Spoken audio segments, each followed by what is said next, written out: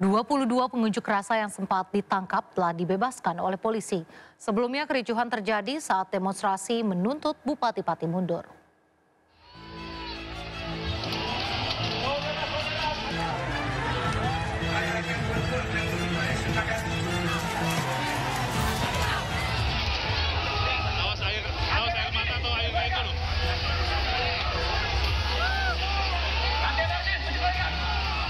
Unjuk rasa ratusan warga di depan gedung DPRD Kabupaten Pati Rabu kemarin berlangsung ricuh. Massa melemparkan botol dan gelas air mineral ke aparat.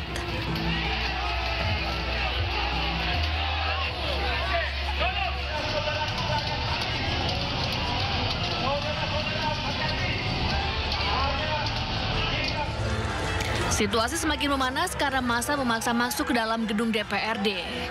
Kericuhan terjadi setelah tuntutan massa untuk menemui Bupati Sudewo tak kunjung dipenuhi.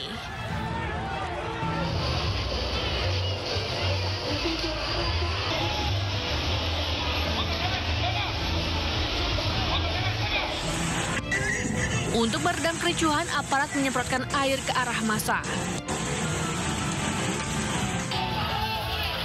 Amarah massa tak terbendung, mereka nekat menjebol pintu kantor DPRD untuk bertemu anggota parlemen.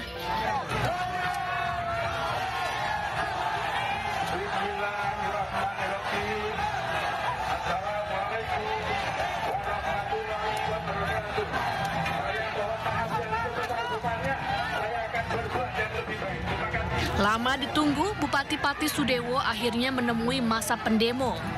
Dari atas mobil taktis polisi, Bupati minta maaf menggunakan pengeras suara.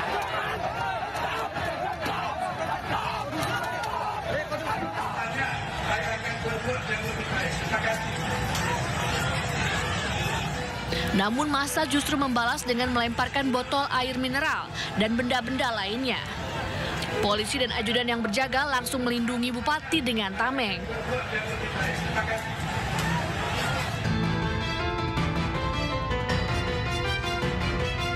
Dalam unjuk rasa, massa juga sempat memukul mundur barikade polisi.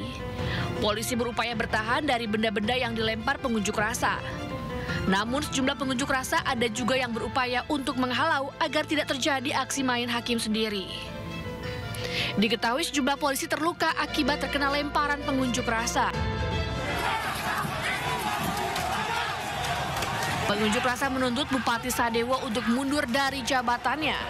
Meski Bupati telah meminta maaf dan membatalkan kenaikan tarif pajak bumi dan bangunan sebesar 250% yang membuat warga Pati protes besar-besaran. Tim Liputan iNews melaporkan. Memanasnya unjuk rasa menuntut Bupati Pati mundur berujung pembakaran satu mobil polisi. 22 pengunjuk rasa yang sempat ditangkap telah dibebaskan oleh polisi.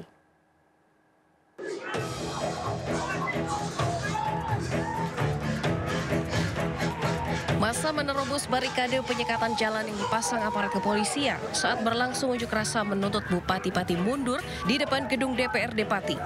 Massa memaksa truk pembawa pengeras suara di sebelah timur alun-alun Pati bisa berada di area demo. Suasana sempat memanas dan terjadi adu mulut hingga kepolisian akhirnya membuka barikade.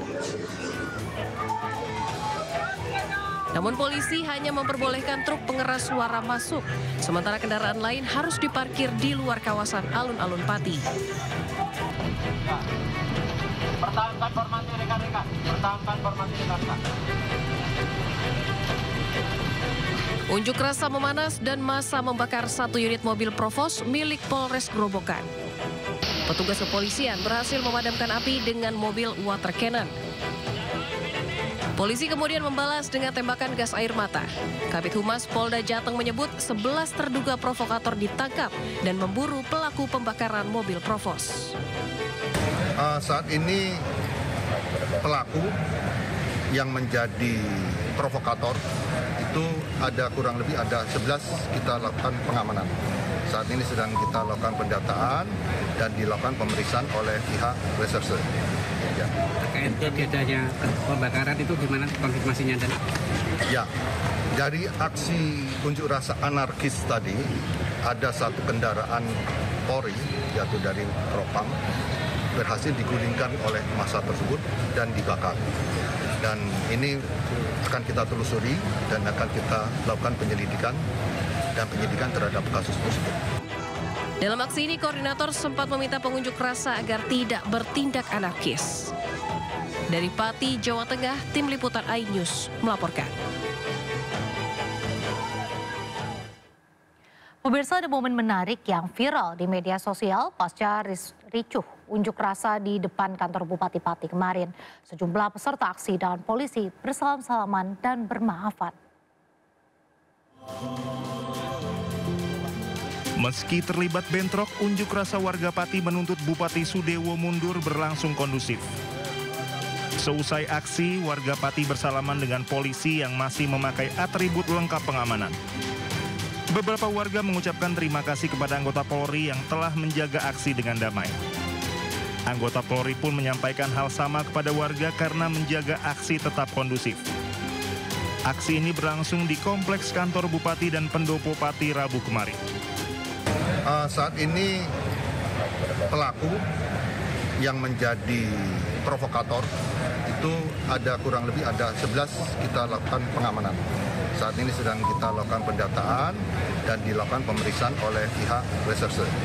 Ya. Terkait adanya pembakaran itu gimana konfirmasinya? Ya, dari aksi unjuk rasa anarkis tadi ada satu kendaraan Polri yaitu dari Propam berhasil digulingkan oleh massa tersebut dan dibakar. Dan ini akan kita telusuri dan akan kita lakukan penyelidikan terhadap kasus tersebut. Sebelumnya, ricuh unjuk rasa kemarin mengakibatkan 64 warga harus mendapatkan perawatan medis. Mayoritas korban mengalami sesak napas akibat tembakan gas air mata yang dilepaskan polisi untuk membubarkan massa. Tim Liputan iNews melaporkan. Pemirsa, Istana merespon gejolak yang terjadi di Pati hingga berujung pada tuntutan pemakzulan Bupati. Hasan Nasbi mengatakan kebijakan daerah tidak ada kaitan dengan kebijakan pemerintah pusat. Istana membantah kenaikan pajak ugal-ugalan di Pati yang berdampak pada tuntutan pemakzulan bupatinya adalah dampak efisiensi pemerintah pusat. Gejolak yang terjadi di Pati dinilai sebagai dinamika tingkat daerah dan tidak ada hubungannya dengan kebijakan nasional. Menurut Kepala Kantor Komunikasi Kepresidenan Hasan Nasbi, kebijakan tarif pajak bumi dan bangunan biasanya diatur dalam peraturan daerah yang disepakati bersama Bupati dengan DPRD. Hasan meminta gejolak di Pati dimaknai sebagai dinamika politik dan kebijakan lokal, bukan dampak dari program nasional pemerintah. Kami berharap ini bisa diselesaikan dengan baik. Untuk kejadian yang di Pati, kami berharap ini bisa diselesaikan dengan baik. Semua pihak bisa berdialog, bertemu dengan kepala dingin, dengan pikiran hati yang tenang untuk bisa menyelesaikan persoalan ini dengan baik. Karena kalau misalnya ketertiban umum terganggu, tentu kepentingan masyarakat secara umum juga nanti akan terganggu.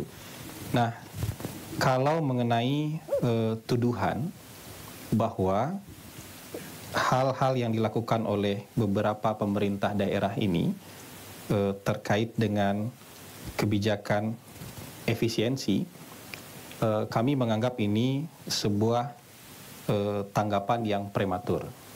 Ya, teman-teman, efisiensi di awal tahun 2025 itu tidak hanya untuk satu kabupaten kota, tidak hanya untuk 2 kabupaten kota, tapi untuk 500-an kabupaten kota, ya kan?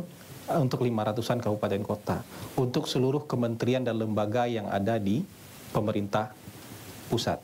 Jadi kalau ada kejadian spesifik, satu kejadian seperti yang terjadi di Pati, ini adalah murni dinamika lokal. Menteri Dalam Negeri Tito Karnavian akan menggelar rapat secara daring dengan seluruh kepala daerah untuk membahas mengenai kebijakan kenaikan nilai jual objek pajak dan pajak bumi dan bangunan. Hal tersebut dilakukan usai adanya polemik dari kenaikan PBBP 2 yang dikeluarkan Bupati Pati Sudewo dan sejumlah daerah lainnya. Ingat, aturan sudah dicabut. Saya juga lagi meneliti Karena memang aturan dari peraturan Bupati mengenai tarif NJOP, PBB, itu tidak sampai ke Kemendagri. Menurut aturan dari Undang-Undang HKPD, Hubungan Keuangan Pusat Daerah, dan ada turunan PP-nya, ya. Jadi perdanya memang dibuat oleh DPRD, tapi bersifat umum. Tapi penentuan tarifnya itu oleh kabupaten dan kota. Kabupaten kota dan penentuan angka NJOP dan PBB-nya itu ditentukan oleh Bupati Wali Kota dengan konsultasi yang mereview nanti adalah gubernur. Makanya ini nggak sampai ke saya ya, gubernur. Nah sekarang saya siang ini akan melakukan Zoom meeting dengan seluruh kepala daerah untuk mengidentifikasi mana lagi yang tadi dikenaikan. Ini harus betul-betul melihat salah satu klausul. Tak hanya isu pemakzulan, Bupati Pati Sudewo juga digoyang kabar tak sedap lainnya. Namanya diduga terseret dalam kasus korupsi di tubuh Ditjen Perkeretaapian Kementerian Perhubungan.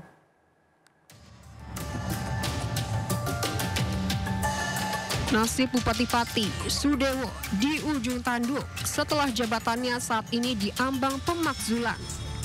Kini namanya diduga terseret dalam kasus korupsi di Kementerian Perhubungan. Bupati Pati Sudewo diduga menerima aliran uang dalam kasus dugaan suap proyek pengadaan barang dan jasa di Direktorat Jenderal Perkeretaapian Kementerian Perhubungan. Hal ini disampaikan oleh juru bicara KPK, Budi Prasetyo, di gedung KPK Jakarta. Ya, benar, saudara SDW merupakan salah satu pihak yang diduga juga menerima aliran komitmen fee terkait dengan proyek pembangunan jalur kereta ya yang kemarin kita sampaikan terkait dengan update penahanan salah satu tersangkanya yaitu saudara R. Nanti ya kita lihat kebutuhan dari penyidik. Tentu jika memang dibutuhkan keterangan dari yang bersangkutan akan dilakukan pemanggilan untuk dimintai keterangan tersebut. Penyidik KPK kini masih mendalami dugaan keterlibatan Sudewo dan akan melakukan pemeriksaan untuk meminta keterangan. Pemirsa, ternyata kenaikan pajak bumi dan bangunan tidak hanya di Pati. Sejumlah daerah menaikkan PBB-nya lebih dari 100%, bahkan di kota Cirebon kenaikan mencapai 1000%. Saya tidak mau dengan protes, Pak. Saya sudah protes. Ya, saya tidak mau tawar-menawar, saya bukan. Di Jombang, Jawa Timur, kenaikan PBB mencapai 400%. Warga pun mulai bersuara. Fatah Rohim, warga desa Pulau Lor, Kabupaten Jombang, Jawa Timur ini protes dengan membayar pajak menggunakan 1 galon penuh uang koin. Dirinya tak terima bila sebelumnya PBB hanya sebesar Rp400.000 per tahun. Sejak tahun 2024 lalu, pajaknya naik menjadi Rp1.300.000. Bentuk kekecewaan saya dengan adanya biasanya per tahun 400 menjadi 1.350.000, ya kan? Itu kan saya protes waktu itu. Nah ternyata acuannya itu saya tanya kepala dinas, ternyata dari acuan tersebut mengacu pada tahun 2002 katanya ada appraisal. Siapa yang appraisal? Kepala desa. Nah, sekarang mungkin bukan kepala desa, pihak ketiga. Kenaikan pajak yang tidak wajar juga dirasakan Anis Purwaningsih, nenek 63 tahun, warga desa Sengon, Jombang, Jawa Timur. Dirinya kaget begitu menerima tagihan pajak tanah dan rumah yang biasanya Rp300 hingga Rp400.000 per tahun kini melonjak menjadi Rp3,5 juta. Di Semarang, Jawa Tengah, kenaikan PBB juga mencapai 400%. Seorang lansia, warga Parangkauban, Kecamatan Ambarawa, Kabupaten Semarang, Jawa Tengah, kaget saat menerima surat pemberitahuan pajak bumi dan bangunan tahun 2025. Jika pada 2024 lalu, tagihan PBB rumahnya hanya Rp161.000, namun tagihan tahun ini melonjak lebih dari 400% yang mencapai Rp872.000. Tugima pun telah mengajukan keberatan kepada pemerintah setempat, namun sayangnya hingga kini belum mendapat jawaban. Tidak hanya itu, ternyata kenaikan PBB juga terjadi di berbagai daerah. Kenaikan pajak di Jombang, Jawa Timur antara 400 hingga 1.202%. Sementara di Kota Cirebon, kenaikan PBB mencapai 1.000%. Warga di Kabupaten Semarang, Jawa Tengah, kenaikan mencapai 400%. Di Pati, Jawa Tengah, sebelum diprotes warga, kenaikan mencapai 250%. Sementara di Bone, sempat beredar isu kenaikan mencapai 300%. Namun langsung direvisi, PBB pun naik hingga 65%. Tim Liputan iNews melaporkan. Kejaksaan Agung menetapkan Direktur Utama PT Sri Rezeki Isman atau Sritex sebagai tersangka dugaan pemberian korupsi kredit bank. Sindo Malam segera kembali.